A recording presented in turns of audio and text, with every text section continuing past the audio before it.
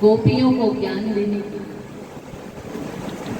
और कहा स्वयं भक्ति रस से परिपूर्ण हो गए। और 2-3 दिन के लिए गए थे उद्धव कि ज्ञान तो ग्रहण वैसे भी नहीं कर पाएंगे, थोड़ा समझा बुझा के आ जाएंगे 2-3 दिन में। 2 दिन के लिए गए थे और रहे कितने दिन तक? पूरे 6 महीना भरा समाधि लग गई वहां पर। और जब लौटते हैं 6 महीने बाद तो भगवान कहते, अरे उद्धव, तुम 2-3 दिन के लिए गए थे, आत्मज्ञान लेने के लिए गए थे, 6 महीने बाद आत्मज्ञान लेकर लौटे हो।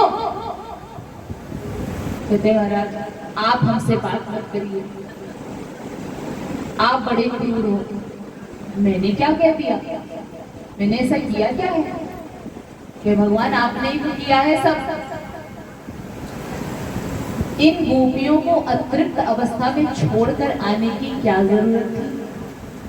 और यदि आ भी रहते, पहले उनका आत्म कल्याण तो कर दिए होते। वो तो आपके विरह में मरी जा रही है और मैं धन्य हो गया। मैं तो उनको ग्वार ग्वालिनियां समझ रहा था, गंवार थी, ग्वालिनियां हैं, ऐसी मेरी भावनाएं थी उनके प्रति। लेकिन वो तो आत्मज्ञानी निकली। आपकी अनंत कथा है, आप भी अनंत हो। इन सभी चीजों से गोपियां परिचित हैं कि प्रभु भी अनंत है, प्रभु की कथाएं भी अनंत है, प्रभु की लीलाएं अनंत है। गोपियों को सब पता है कि भगवान यहाँ पर लीला करने के लिए ब्रजमंडल में पधारे हैं। ये सब गोपियां जानती हैं। मुझे तो ये तो पता ही नहीं था, मुझे लगा वो अनभिज्ञ है इन सब बातों से। लेकिन धन्य है गोपियां।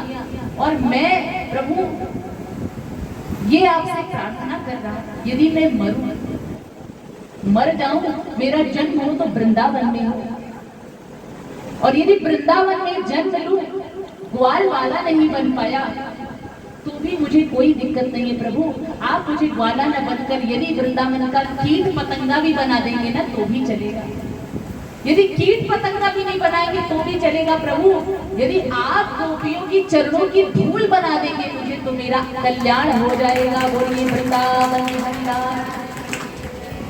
कहें प्रभु, मैं तो गोपियों का धूल बनना चाहता हूँ, क्योंकि गोपियों जैसी परम भक्त के धूल को भगवान अपने सर पर धारण करते हैं।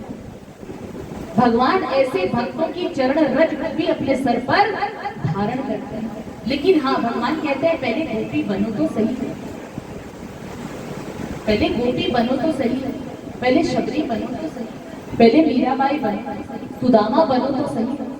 क्योंकि ऐसे भक्तों के पीछे पीछे मैं पीछे पीछे चलता हूँ, और मैं ऐसे भक्तों की चरण धूलि को अपने सर पर धारण ही नहीं करता हूँ, धारण करने के बाद अपने आप को धन्य समझता हूँ। बोलिए वृंदावन बिहारी लाल की जय। तो हम जो है दसम स्कंध का एक उत्तरार्ध भाग होता है पूर्वार्ध हमने पूर्वार्ध की कथा करती है, अब उत्तरार्ध में प्रवेश कर रहे हैं। अब भगवान मथुरा का राजा किसको बना देते हैं? उग्रसेन को। तो उग्रसेन यानी वही उग्रसेन जो कंस के पिता हैं। कंस ने उनको कारागार में डाल दिया था, तो कंस मर गया, तो पुनः मथुरा का राजा किसे बना देते हैं? उग्रसेन को। और भगवान स्वयं कहाँ जाते हैं? द्वारकापुरी का निर्माण किया है प्रभु ने। तो कुछ मथुरा वासियों को लिवा के जाते हैं और शेष जो बचे होते हैं वो मथुरा में ही रहते हैं।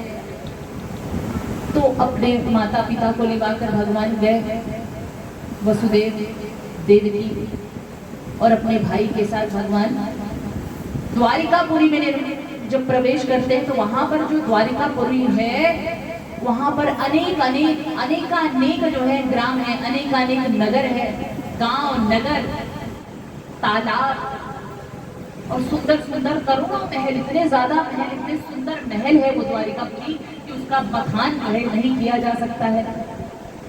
अब भगवान की उम्र कितनी हो गई है इस समय? भगवान हो गए हैं 25 वर्ष के। कितने? 25 वर्ष के। और भगवान के जो भाई हैं बलराम, इनका विवाह होता है। रेवत जी राजा है, रेवत जी की कन्या थी रेवती। तो रेवती की कन्या रेवती से बलराम का विवाह हो जाता है और भगवान का विवाह होता है। 25 वर्ष के हो गए भगवान और द्वारिकाधीश के रूप में राजगद्दी पर विराजमान कर दिए गए हैं। बोलिए भक्तवत्सल भगवान की जय। द्वारिका के राजा भगवान कृष्ण हो गए हैं। इस समय भगवान की आयु 25 वर्ष की है और भगवान ने पहला विवाह किया किससे? रुक्मिणी मैया से। बोलिए वृंदावन बिहारी राज।